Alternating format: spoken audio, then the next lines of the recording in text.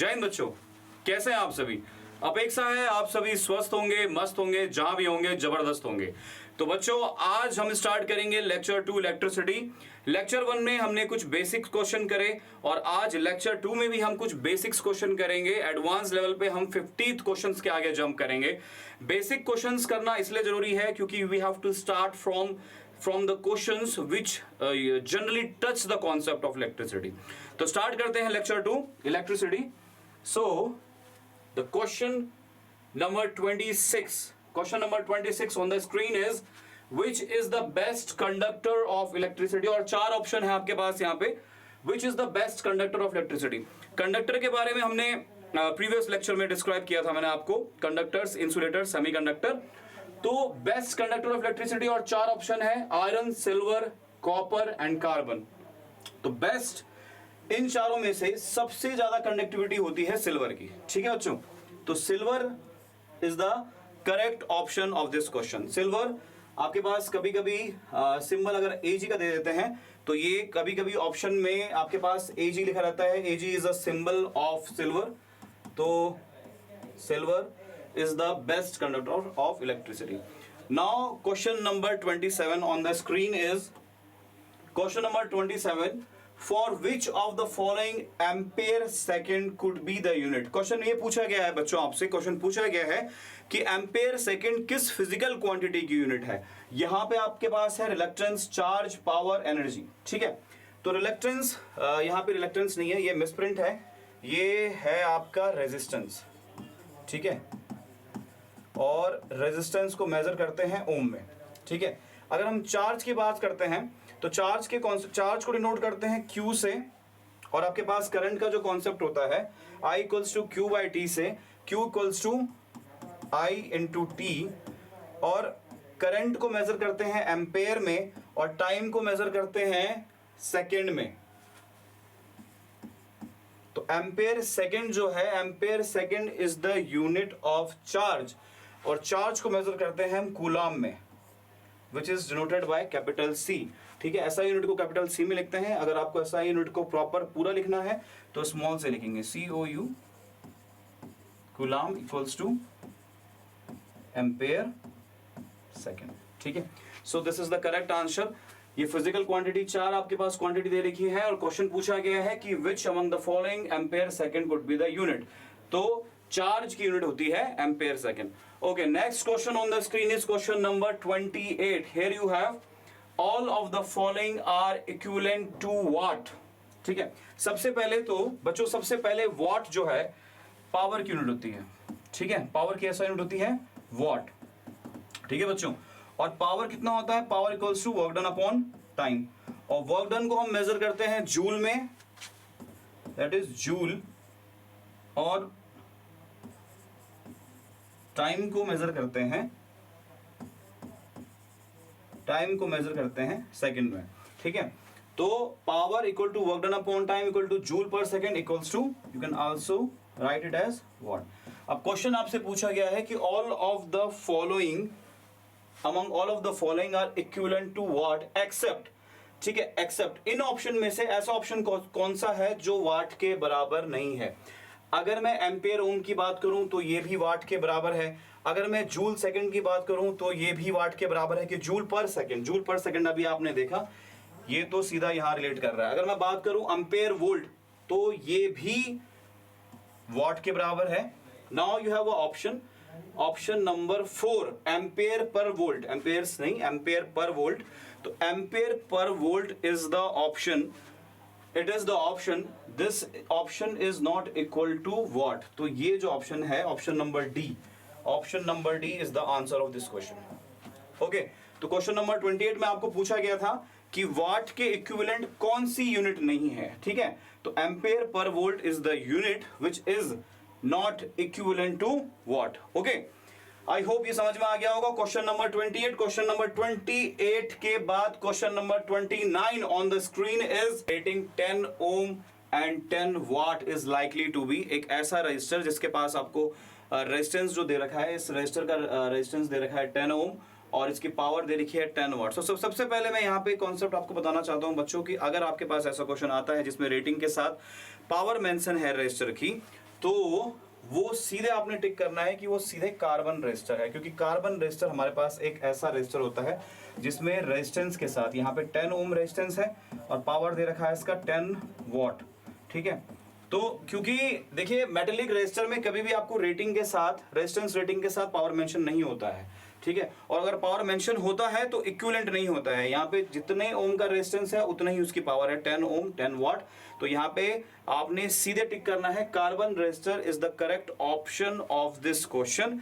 Carbon resistor क्या होते हैं? Carbon resistors are the general electronic device which are used to offer opponent to the flow of electric current. ठीक है, ये एक सॉलिड सिलेंड्रिकल एलिमेंट से बने हुए होते हैं जिसमें कोडिंग होती है कलर्स की और उनकी अलग अलग रेटिंग्स होती है। ये आपने देखे भी होंगे, मैं आपको इसकी पिक्चर दिखा देता हूं। ये देखिए, ये कार्बन रेजिस्टर है, first band, second band, third band, fourth band. Colour coding होती है red colour, brown colour, black colour, blue colour, violet colour, green colour. अलग अलग कलर कोडिंग का अलग अलग रेटिंग्स होती है। फर्स्ट बैंड का फर्स्ट सिग्निफिकेंट फिगर आप यूज करेंगे। सिग्निफिकेंट फिगर्स अलग अलग बैंड का अलग अलग यूज होता है। ये आपने पढ़ा होगा, नहीं पढ़ा तो हम इसमें पढ़ाएंगे आपको, इस लेक्चर में बता दूंगा मैं। सेकंड बैंड में सेकंड सिग्निफिकेंट यूज करेंगे, थर्ड में मल्टीप्लायर यूज करते हैं, फोर्थ में हम यूज करते हैं, फोर्थ बैंड का हम यूज करते हैं कि उसका टॉलरेंस कितना है, रेजिस्टर का टॉलरेंस कितना है। So this is the carbon resistor on the screen. अच्छे से देख लीजिए, आपने देखा भी होगा। ठीक है, कलर कोडिंग कैसे यूज करते हैं, इसकी वैल्यू कैसे मेजर करते हैं, ये हम नेक्स्ट लेक्चर में आपको बताएंगे। Okay, so next question on the screen is here question number 30। Question number 30 is that which of the following does not have a negative temperature coefficient। अच्छा, तो क्वेश्चन में पूछा गया है कि ऐसा कौन सा आपके पास सब्सटेंस है जिसका नेगेटिव टेम्परेचर कोफिशिएंट नहीं होता है। तो सबसे पहले temperature coefficient of a resistance क्या होता है? Temperature coefficient of a resistance is the small change in resistance of a substance divided by, या आप कह सकते हैं with respect to per degree change in temperature. ठीक है, क्या कहा मैंने? Small change in resistance of the substance,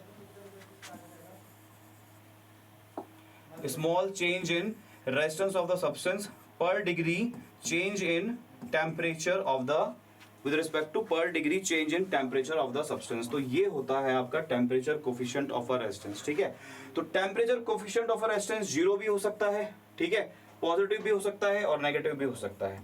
ठीक है ना, लेकिन यहाँ पे क्वेश्चन में पूछा हुआ है which one of the following does not have a negative temperature coefficient. तो पेपर का तो नेगेटिव होता है, रबर का भी नेगेटिव होता है और माइका का भी नेगेटिव होता है। तो आपके पास एक लास्ट ऑप्शन बचता है एल्यूमिनियम। तो एल्यूमिनियम, एज बिकॉज एल्यूमिनियम जो है वो मेटल है, अच्छा कंडक्टर है, तो इसका जो टेम्परेचर कोफिशिएंट होता है वो नेगेटिव नहीं हो सकता, वो हमेशा पॉजिटिव होता है। ठीक है बच्चों, और टेम्परेचर कोफिशिएंट मैंने आपको बता दिया, very small change in the resistance of a substance with respect to divided by, with respect to per degree change in temperature of a substance. ठीक है, आगे बढ़ते हैं। Question number 31 on the screen is varistors. ठीक है, varistors are like insulators, non-linear resistors, carbon resistors, resistors with zero temperature coefficient। Temperature coefficient मैंने अभी आपको बताया। ठीक है, तो वेरिस्टर्स क्या होते हैं? देखो, इंसुलेटर्स की अगर हम बात करें, इंसुलेटर्स आर दो सब्सटेंस जिसमें बिल्कुल कंडक्टिविटी फ्लो ही नहीं हो सकती। Insulators are the substance which does not allow charge और which does not allow heat to flow through it. ठीक है, इंसुलेटर्स, नॉन लीनियर रेजिस्टर्स। अब जब बात आती है नॉन कार्बन रेजिस्टर्स की, अगर हम बात करें नॉन लीनियर से पहले अगर कार्बन रेजिस्टर्स की बात करें, तो कार्बन रेजिस्टर अभी हमने थोड़ी देर पहले देखा जिसमें कलर कोडिंग होती है और ये जनरल इलेक्ट्रॉनिक डिवाइस होते हैं जो कि इलेक्ट्रिक करंट के फ्लो को अपोज करते हैं। वो आपको कलर कोडिंग भी दिखाई मैंने अभी, और बैंड अलग अलग, first band, second band, third band का क्या यूज होता है वो अभी हमने देखा प्रीवियस स्लाइड में। तो अब ये है कि वेरिस्टर्स क्या होते हैं। तो यहाँ पे ऑप्शन जो बी है, नॉन लीनियर रेजिस्टर्स के बारे में अगर हम बताएं आपको, तो सबसे पहले हम बताना चाहेंगे कि सबसे पहले जो लीनियर रेजिस्टर्स होते हैं वो क्या होते हैं।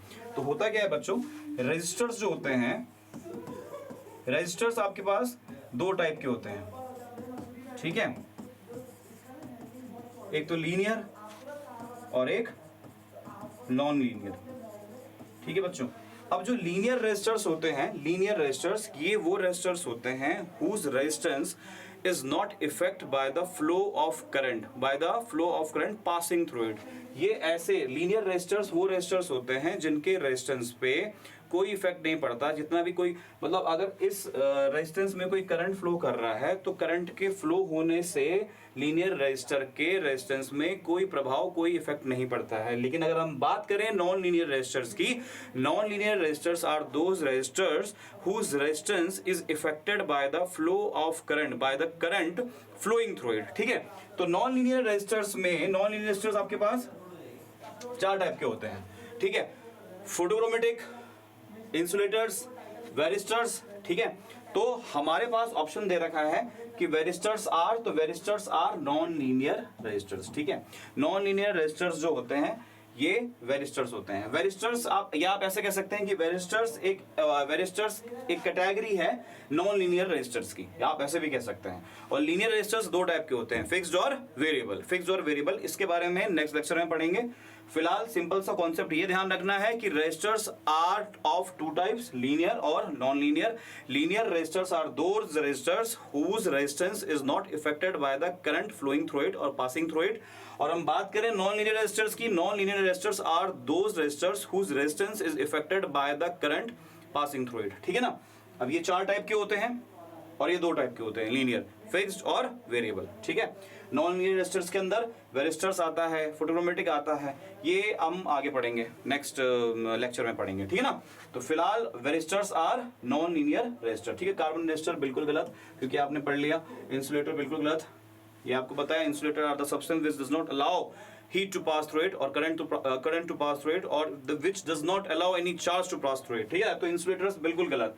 और रेजिस्टर्स विद 0 टेम्परेचर कोएफिशिएंट, ये ऑप्शन भी बिल्कुल गलत। तो इसका ऑप्शन है ऑप्शन नंबर बी। ठीक है, आगे बढ़ते हैं। Question number 32 on the screen, that insulating material have the function of, insulating material have the function of, option आप थोड़ा ढंग से पढ़ लीजिएगा। पहला ऑप्शन है preventing a short circuit between the conducting wires. आपके पास अगर कंडक्टिंग वायर्स है तो कंडक्टिंग वायर्स के बीच में होने वाले शॉर्ट सर्किट को प्रिवेंट करने के, बचाने के काम आता है इंसुलेटर। दूसरा ऑप्शन आपके पास है preventing an open circuit between the voltage source and the load, conducting very large current. अब क्योंकि वो इंसुलेटिंग मटेरियल है तो कंडक्शन कैसे करेगा, तो ऑप्शन सी तो बिल्कुल गलत हो गया यहाँ पे।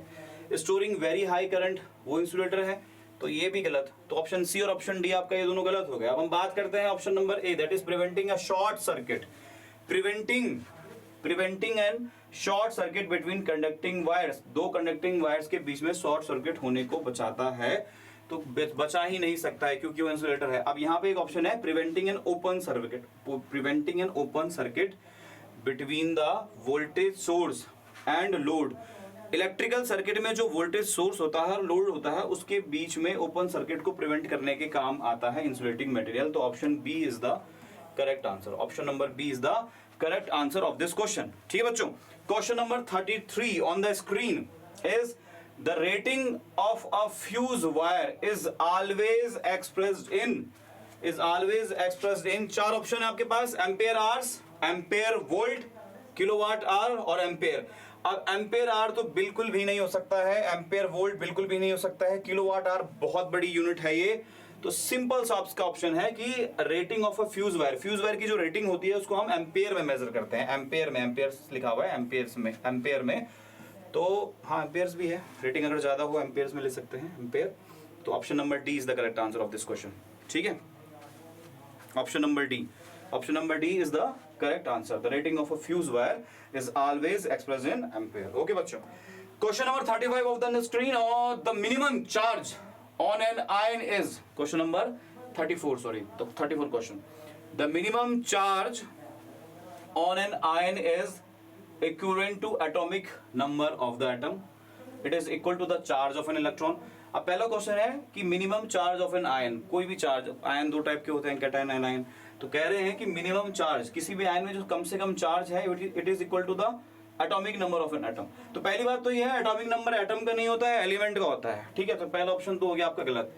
क्वेश्चन नंबर सी अगर हम देखें, डी अगर देखें तो minimum charge on an ion zero कभी नहीं हो सकता है, तो डी देखो तो ये भी गलत। क्वेश्चन नंबर सी देखिए, equal to the charge of the number of electrons in an atom. अब एक एटम में कितने इलेक्ट्रॉन्स होते हैं, that is equal to the Avogadro number. वो एवोगाड्रो नंबर का कॉन्सेप्ट आप लगाओगे, एक एटम में कितने इलेक्ट्रॉन्स हैं, नहीं एक एटम में कितने, equal to the charge of the, question number C है equal to the charge of the number of electrons, equal to the charge of the number of electrons in an atom. अब मान लीजिए sodium है आपके पास, sodium है, इसका atomic number है 11, ठीक है, तो जितना एटॉमिक नंबर है तो इलेक्ट्रॉन्स कितने होंगे, 11 इलेक्ट्रॉन्स, ठीक है 11 इलेक्ट्रॉन। अब इलेक्ट्रॉन, एक इलेक्ट्रॉन में चार्ज होता है 1.6 इंटू 10 की पावर माइनस 19 कूलम, 1.6 इंटू 10 की पावर माइनस 19 कूलम चार्ज होता है एक इलेक्ट्रॉन में। तो क्वेश्चन नंबर सी जो है इस बात को रिलेट कर रहा है, और अगर इस बात को रिलेट करेगा तो ये बिल्कुल गलत जवाब है ना, ये बिल्कुल नहीं हो सकता। तो question number sorry option number C is also wrong. So we have the accurate answer that the minimum charge on an ion is equal to the charge of an electron, is equal to the charge of an electron. और electron में charge कितना होता है 1.6 into 10 की power minus 19 coulomb, इतना charge होता है, ठीक है बच्चों। Next question on the screen is question number 35. Question number 35. Here you have in a series circuit with unequal resistance. आपके पास series circuit है, ये series circuit है, ठीक है, ये आपके पास series circuit है, आपके पास R1, R2, R3 तीनों के तीनों अलग रेजिस्टेंस लगे हुए हैं series circuit में। in a series circuit with unequal resistances, question है the highest resistance has the most of the current through it, the lowest resistance has the, पहले मैं आपको एक कॉन्सेप्ट बताता हूँ। हमने एक हमारे पास एक कॉन्सेप्ट है रेजिस्टिविटी का, R equal to rho L upon A, ठीक है, एक कॉन्सेप्ट तो ये है। दूसरा कॉन्सेप्ट है V equals to IR, Ohm's law. यहां से हमें पता चलता है V इक्वल्स टू IR से हमें एक और चीज पता चलती है कि R equals to V upon I। अब ये जो चीज है R equals to V upon I, ये कॉन्सेप्ट बताता है कि रेजिस्टेंस की वैल्यू जितनी ज्यादा होगी उसमें वोल्टेज ड्रॉप उतना ज्यादा होगा। रेजिस्टेंस की वैल्यू, किसी भी रेजिस्टर के रेजिस्टेंस की वैल्यू जितनी ज्यादा होगी बच्चों उसमें वोल्टेज ड्रॉप उतना ज्यादा होगा। ये जो कॉन्सेप्ट है यहां से हमें पता चलता है, ठीक है। अब यहां पे देखिए, the highest resistance has the most of the current through it. अगर रेजिस्टेंस ज्यादा है तो उसमें करंट ज्यादा कैसे फ्लो करेगा, क्योंकि रेजिस्टेंस मतलब प्रतिरोधक, और वो विद्युत मतलब करंट के प्रभाव को, फ्लो को अपोज करता है। रेजिस्टेंस क्या करता है, it opposes the flow of current passing through it. तो पहला ऑप्शन तो बिल्कुल गलत है। The lowest resistance has the highest voltage drop, ये बिल्कुल गलत है, क्योंकि ये जो ऑप्शन नंबर बी है ये इसको डिनाई कर रहा है, इस कॉन्सेप्ट को डिनाई कर रहा है, तो ये नहीं लग सकता है बिल्कुल। The lowest resistance has the highest current, lowest resistance has the highest current, ये गलत है। अगर ऑप्शन सी ऐसे होता कि the lowest resistance offers highest current to pass through it, तब ये सही होता, लेकिन ऑप्शन नंबर सी भी गलत है, क्योंकि करंट तो पास नहीं हो रहा। वो क्या रहे हैं, ऑप्शन नंबर सी में ये दिया गया है कि the lowest resistance has the highest current.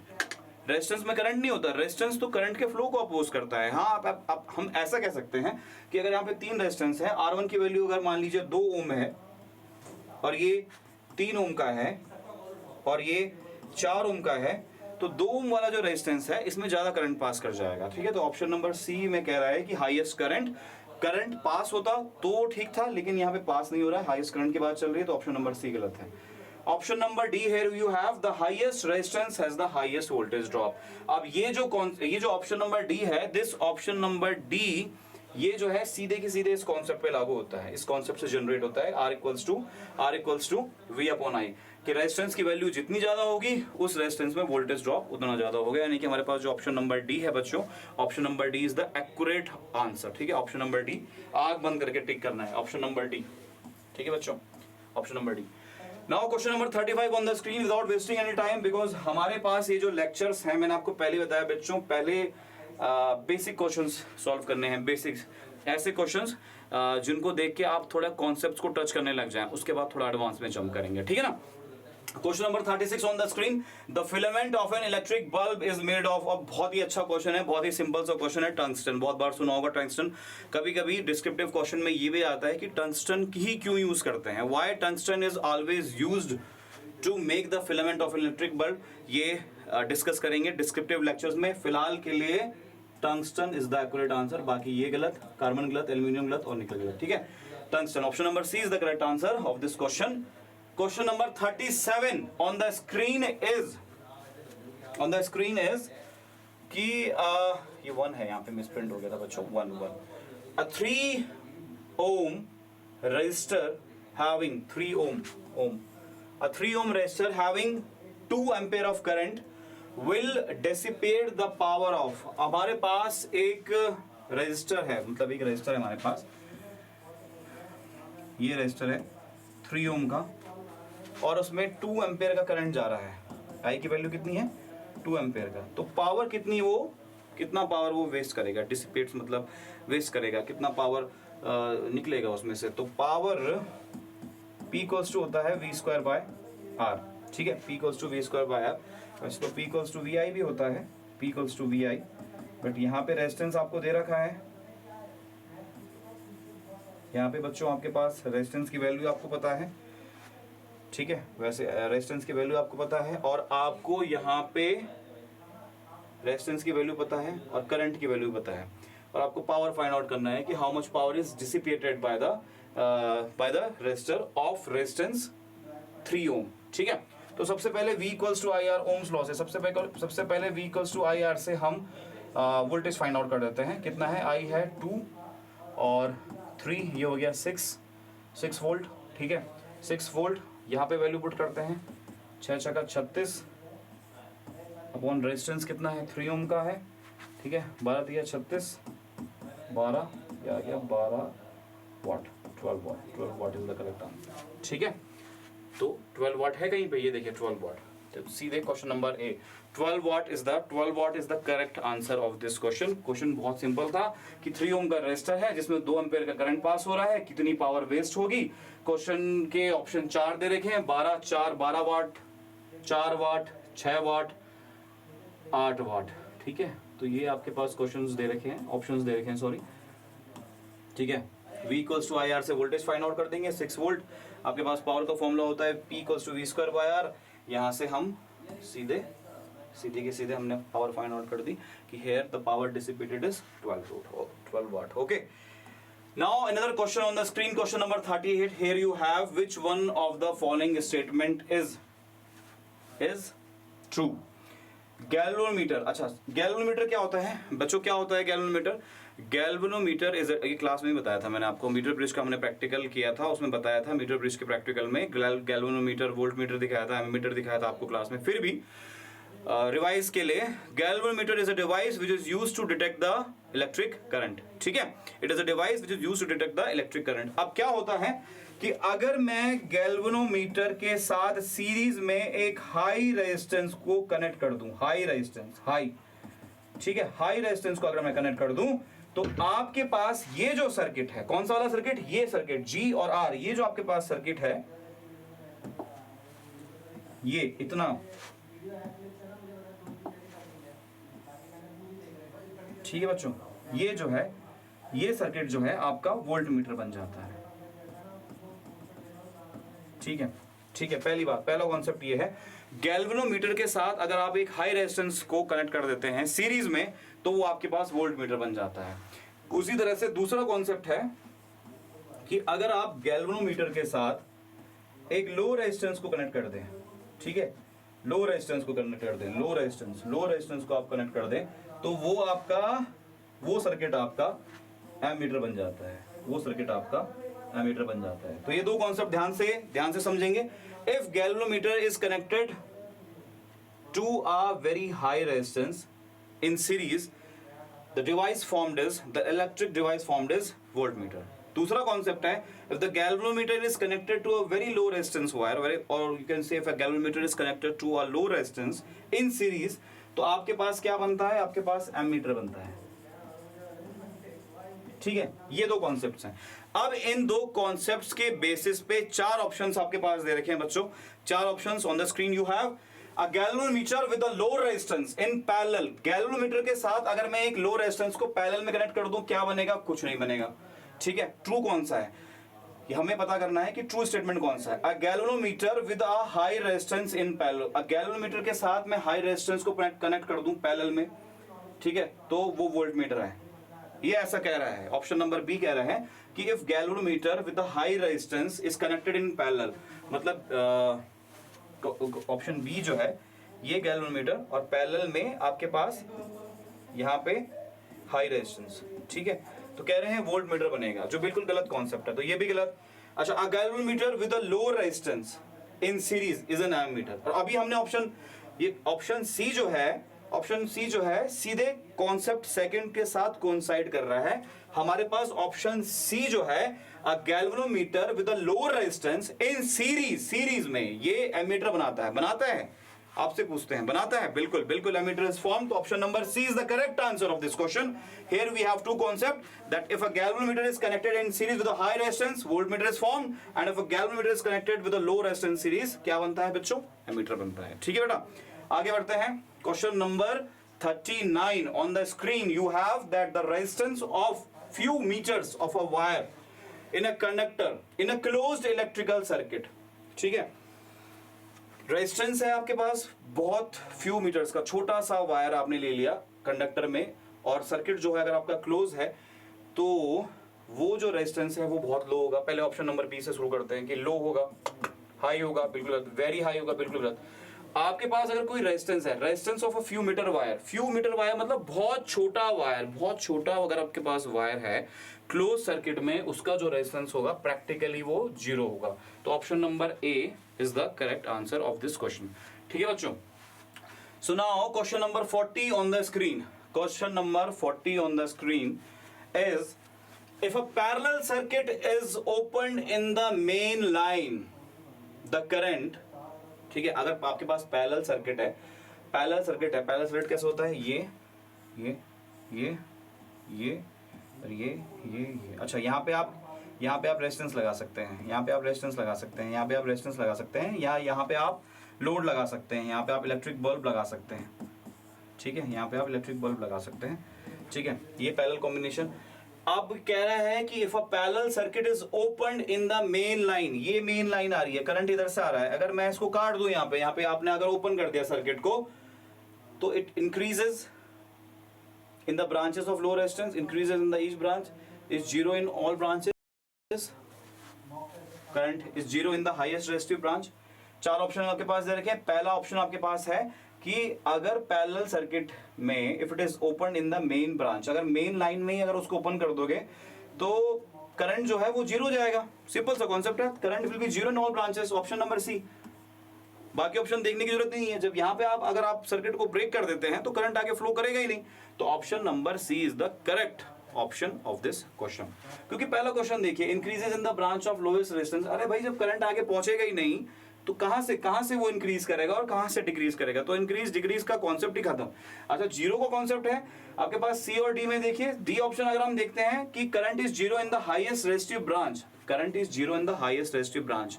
भाई जब करंट पहुंचेगा तभी तो 0 होगा। यहाँ पे आपने अगर कट कर दिया तो तीनों में क्या हो जाएगा? यहाँ पे अगर बल्ब लगा है, यहाँ पे बल्ब है, यहाँ पे बल्ब है, तीनों बल्ब जो हैं वो डिफ्यूज रहेंगे। तो option number C is the correct option of this question. Question number 41, question number 41 on the screen is if a wire conductor of 0.2 ohm resistance is doubled in length, its resistance becomes, ठीक है, आपके पास एक concept था R equals to rho L upon A. Resistance अगर बढ़ता है, sorry अगर length ज्यादा है, लेंथ अगर आप डबल करते हो रेजिस्टेंस भी बढ़ता है। तो यहाँ पे करते हैं डबल, अगर जब डबल करते हैं यानी कि 0.2 इंटू 2, ठीक है, यानी कि 0.4, ठीक है। तो अगर आप लेंथ को डबल करेंगे तो उसका रेजिस्टेंस भी ज्यादा हो जाएगा, 0.4 ओम। ये वाला आप सिंपल सा ये कॉन्सेप्ट लगाओगे, R equals to rho L upon A, और यही कॉन्सेप्ट लगेगा, इसके अलावा कोई कॉन्सेप्ट नहीं लगेगा। We know this very well that resistance of a resistor is directly proportional to the length of a conductor. It is directly proportional. It is inversely proportional to the area of a conductor. ठीक है, तो यहाँ से इस concept से यहाँ पे पूछा हुआ है कि अगर 0.2 ओम का है कोई रेजिस्टेंस, उसकी लेंथ अगर हम डबल कर दें, यानी कि 2 से मल्टीप्लाई कर दो, तो उसका रेजिस्टेंस कितना हो जाएगा भाई? तो option number A is the correct answer of this question. ठीक है, तो बच्चों question number 42 on the screen. 360 watt bulbs are in parallel across a 60 power watt if one bulb burns open, if ठीक है, 360 वाट बल्ब्स हैं, ये parallel हैं across the 60 voltage. ठीक है, सिंपल सा है जी, इससे पहले बताया था 60 वोल्टेज आ रहा है 60 वोल्ट का, और यहाँ पे आपके पास बल्ब है 60 वाट का, यहाँ पे है 60 वाट का, और यहाँ पे भी है 60 वाट का। ठीक है, if one bulb Burns open, अगर मान लीजिए एक बल्ब जो है वो डिफ्यूज हो जाता है, जल जाता है, ठीक है, खराब हो जाता है, तो क्या होगा? There will be a heavy current in the main line. No, ऐसा कोई तो कॉन्सेप्ट है नहीं हैवी करंट की। वो कह रहे हैं कि अगर एक बल्ब अगर डिफ्यूज जाता है, खराब जाता है, तो ऑप्शन नंबर ए कि there will be a heavy current in the main line. No, it's not possible. Rest of the other two bulbs will not light. अगर ये बल्ब खराब हो गया तो इससे इन दोनों पे क्या इफेक्ट पड़ेगा? कोई इफेक्ट नहीं पड़ेगा। बिल्कुल गलत है option number B. Option number C की अगर हम बात करते हैं, ऑप्शन नंबर अगर हम सी की बात करते हैं, option number C, all the 3 bulbs will light. 3 bulbs कैसे लाइट कर सकते हैं भाई? एक तो खराब हो गया है। ठीक है, तो option number D is the correct option of this question, that the other 2 bulbs will light. अगर पैरेलल कॉम्बिनेशन है, ये अगर खराब हो जाता है, ये वाला बल्ब अगर खराब हो जाता है, तो rest of the 2 bulbs will light, obviously they will light. तो 42 का ऑप्शन है, आंसर है option number D. Okay, now next question on the screen is the four bulbs of 40 watt each are connected in series. Shift a battery across them. Which of the following statement is true? Series combination है भाई, 40-40-40. The current through each bulb is same. The voltage across each bulb is not same. The power dissipated in each bulb is not same. None of the above. तो पहला option दे रखा है the current through each bulb is same. The voltage across each bulb is not same. भाई voltage भी same हो, voltage is not same, voltage तो same होना चाहिए, तो ये तो गलत है ऑप्शन। अब पहला option the power dissipation in each bulb is not same, ये भी गलत है। नन ऑफ द, ये भी गलत है। पहला ऑप्शन देखिए, पहले ऑप्शन के बाद आपको बाकी के 3 ऑप्शन को पढ़ने की जरूरत नहीं पड़ेगी। पहला ऑप्शन क्या है? The current through each bulb is same, बिल्कुल सही। सीरीज कॉम्बिनेशन है भाई, सीरीज कॉम्बिनेशन है, अगर ये सीरीज कॉम्बिनेशन है the current through each bulb will be same. ठीक है ना, तो first option is the correct option, तो बिल्कुल सही जवाब है। Question number 44 on the screen. Here you have that 2 resistors. 2 resistors RL and RI are connected in series. ठीक है जी, ठीक है, 2 resistors हैं, एक है RL, एक है RI, ये सीरीज में कनेक्टेड है, cross through the voltage source, series across through the, where RL is greater than, ये जो RL है इससे बड़ा है RI से, तो द लार्जेस्ट वोल्टेज ड्रॉप कहाँ पे होगा? अभी हमने एक कॉन्सेप्ट पढ़ा था कि रेजिस्टेंस की वैल्यू जितनी ज्यादा होगी, वोल्टेज ड्रॉप उसमें उतना ज्यादा होगा। यहाँ पे वोल्टेज ड्रॉप उतना ज्यादा होगा। ठीक है, ये एंड पॉइंट्स हैं, ये वाला और ये वाला, तो वोल्टेज ड्रॉप इसमें ज्यादा होगा। किसमें ज्यादा होगा?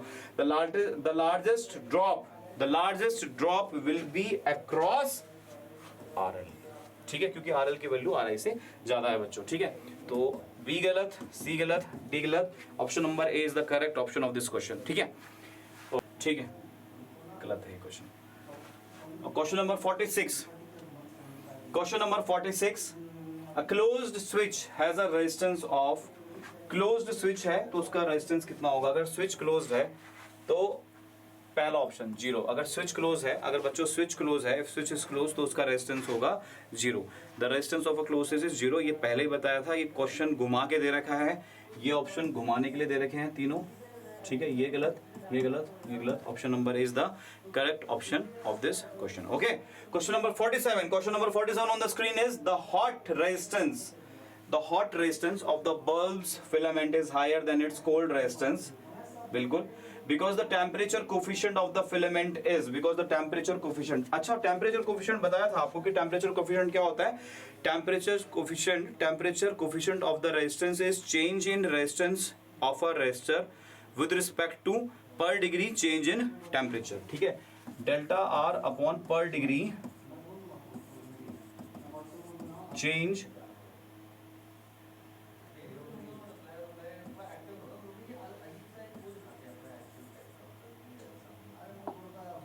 पर degree change in temperature.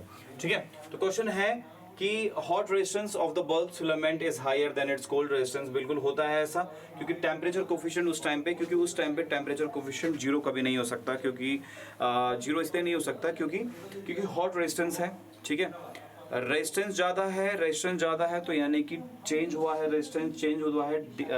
Change कैसे हुआ है? क्योंकि टेम्परेचर चेंज हुआ है और रेजिस्टेंस भी चेंज हुआ है रजिस्टर का। तो नेगेटिव तो बिल्कुल नहीं हो सकता और जीरो कभी नहीं हो सकता। अबाउट 2 ओम पर डिग्री ये बिल्कुल गलत, ठीक है। पॉजिटिव हमेशा पॉजिटिव रहेगा, ठीक है, हमेशा पॉजिटिव रहेगा टेम्परेचर कोफिशिएंट, ठीक है ना। So option C is the correct option of this question. Now question number 48 on the screen. Here you have heat in a conductor is produced on the passage of electric current due to इस question को solve करने से पहले Joule's heating effect आपने पढ़ा होगा। Joule's heating effect H equals to I square RT, ठीक है, ये पढ़ा होगा आप लोगों ने। H equals to I square RT का कॉन्सेप्ट, एक कॉन्सेप्ट था जूल्स हीटिंग इफेक्ट में। Heating effect produced by the conductive wire when electric current passes through it. तो इसमें ऑप्शन दे रखा है रिएक्टेंस, कैपेसिटेंस, इंपीडेंस, ठीक है। अच्छा, रिएक्टेंस क्या होता है? Reactance is the combined effect of inductance and capacitance produced by the electric circuit to the flow of electric current, ठीक है। एक्सेल, ठीक है, रिएक्टेंस एक्सेल इंडक्टर और कैपेसिटर के कारण, इंडक्टर और कैपेसिटर के कारण किसी भी इलेक्ट्रिक सर्किट में जो इलेक्ट्रिक करंट फ्लो करता है, उस इलेक्ट्रिक करंट की फ्लो को अपोज करने वाले रेजिस्टेंस को हम रिएक्टेंस कहते हैं, रिएक्टेंस, ठीक है। इसको लिखते हैं एक्सएल माइनस एक्सी, ठीक है, एक्सएल माइनस एक्सी। ये होता है reactance of a electric circuit, reactance of ये आप एलसीआर सर्किट में पढ़ेंगे, ठीक है। अब हम बात करते हैं कैपेसिटेंस की। कैपेसिटेंस तो क्या होता है? Capacitance is the capacity of a capacitor to hold the charge, ठीक है। अब हम बात करते हैं इम्पीडेंस की। तो इम्पीडेंस को हम डिनोट करते हैं जेड से, ठीक है, जेड से। अब इम्पीडेंस क्या होता है? Impedance is also the opponent, it is also opposed to the flow of electric current in an electric circuit, ठीक है। इम्पीडेंस को हम जेड से डिनोट करते हैं और इम्पीडेंस जो अगर मैं इसको डीप समझाऊं तो इम्पीडेंस ट्रायंगल जो आपका इलेक्ट्रिक सर्किट का जो इम्पीडेंस ट्रायंगल होता है वो कुछ ऐसा होता है, ठीक है। जेड, यहाँ पे फाई, यहाँ पे ये आर, यहाँ पे एक्सएल माइनस एक्स, ठीक है। ये जो है इम्पीडेंस ट्रायंगल बोलते हैं इसको, ठीक है। ये आप पढ़ेंगे एलसीआर सीरीज सर्किट में। Impedance of a circuit, resistance of a circuit and reactance of a circuit. और जो जेड की वैल्यू आती है, Z equal to under root of R square plus XL minus XC का होल स्क्वायर। तो ये this is the equation of impedance of a electric circuit containing capacitance, resistance and inductor, ठीक है ना। तो ये इक्वेशन होती है। तो ये कॉन्सेप्ट कहीं भी हीटिंग इफेक्ट से कनेक्टेड नहीं है। ये जो कॉन्सेप्ट ये कनेक्टेड है H equals to I square RT, और इस कॉन्सेप्ट में हम यूज करते हैं रेजिस्टेंस का। तो इसका जो आंसर है रिएक्टेंस तो बिल्कुल नहीं हो सकता। मैंने आपको पहले ही बताया कि reactance is the combined effect of inductance and capacitance, combined effect of capacitance and inductance, which is a kind of oppose offered to the flow of electric current in a electric circuit, ठीक है। तो reactance का कोई connection नहीं है, capacitance गलत है इसका आंसर। इम्पीडेंस की बात करें, impedance is also impedance, you can also say that impedance is also a kind of resistance offered by the electric circuit containing inductance, capacitance and resistance, ठीक है। तो option C is also wrong. Option D resistance, अगर किसी electric circuit में resistance लगा हुआ है और उसकी रेटिंग ज्यादा है तो ऑब्वियसली हीटिंग इफेक्ट प्रोड्यूस होगा। तो option D is the correct answer of this question. अगर आपको इंपीडेंस का एक मैं दिखा देता हूँ, इंपीडेंस का ट्रायंगल इंपीडेंस मम्मा आपको यहाँ पे दिखा देते हैं, रुक जाइए एक सेकंड है।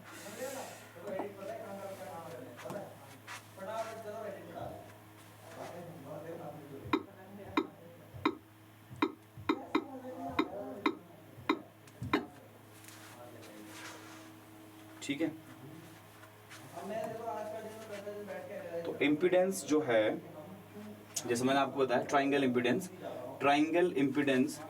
ठीक है। Triangle impedance it is denoted by in this way.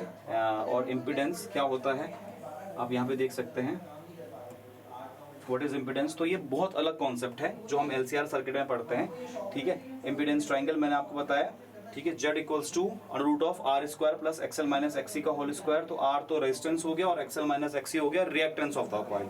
और इम्पीडेंस खुद क्या होता है, it is the effective resistance, it is the effective resistance of an electric circuit to the alternated current arising from the combined effect of ohmic resistance and reactance। तो R square क्या है, ohmic resistance है, और reactance क्या है, XL minus XC का whole square. तो ये LCR सर्किट में हम पढ़ते हैं, ठीक है ना। तो आई होप आपको समझ में आ गया होगा कि हीटिंग इफेक्ट का इंपीडेंस से कोई कनेक्शन नहीं है, there is no connection of heating effect with the impedance of the circuit. चलिए बच्चों आगे बढ़ते हैं। Question number 49, question number 49 on the screen is the insulation on a current carrying conductor is provided, ठीक है। Current carrying conductor में insulation क्यों provide करते हैं, to prevent shock, to prevent leakage of current, to prevent shock, both of the above factors.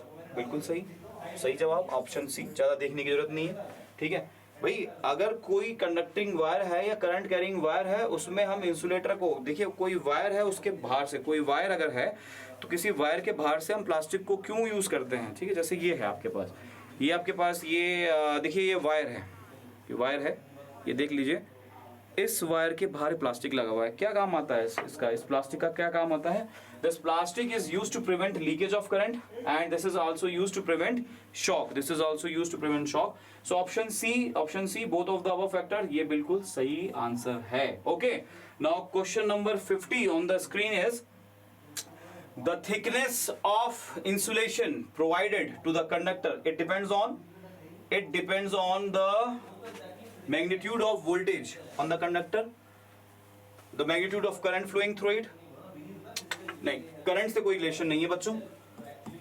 the thickness of the insulation, thickness of the insulation समझ रहे हैं ना आप। जैसे ये है, देखिए ये वायर है, ये वायर है और इसके बाहर से कोटिंग हो रखी है प्लास्टिक की, तो इसकी थिकनेस जो है वो डिपेंड करती है कि उसमें वोल्टेज कितना पास हो रहा है। It depends on the magnitude of voltage on the conductor. तो option A is the correct option of this question, question number 50। तो आई होप आपको ये क्वेश्चंस, जो बेसिक क्वेश्चंस है, आई होप आपको समझ में आ गए होंगे। ये बेसिक क्वेश्चंस है बच्चों, और देखिए ये क्वेश्चंस इस तरह से बनाए गए हैं कि इस क्वेश्चन, हर एक क्वेश्चन का कनेक्शन आपके टॉपिक्स के साथ है, उन टॉपिक्स के साथ है जो एनडीए में वाइडली आपके पास रिपीटेड पोर्शंस में आते हैं, ठीक है। तो अब बेसिक्स के बाद हम जंप करेंगे एडवांस क्वेश्चन में। हर एक क्वेश्चन इंपॉर्टेंट इसलिए है क्योंकि हर एक क्वेश्चन के बाद आप टॉपिक को टच करते हो, उसके कॉन्सेप्ट को समझते हो, और अगर फिर भी अगर आपको कोई परेशानी होती है तो descriptive lectures within few days I am going to upload descriptive lectures on the base on electricity and magnetism. तो बच्चों नेक्स्ट सीरीज स्टार्ट करने से पहले, जाने से पहले मैं आपको एक बात कहना चाहूंगा, छूले आसमां जमी की तलाश न कर, छूले आसमां जमी की तलाश न कर, जी ले जिंदगी खुशी की तलाश न कर। जरा गौर से सुनिएगा, छूले आसमां जमी की तलाश न कर, जी ले जिंदगी खुशी की तलाश न कर, तकदीर बदल जाएगी मेरे बच्चों, तकदीर बदल जाएगी मेरे बच्चों, मुस्कुराना सीख लो वजह की तलाश न कर, मुस्कुराना सीख लो वजह की तलाश न कर। जय हिंद, जय भारत।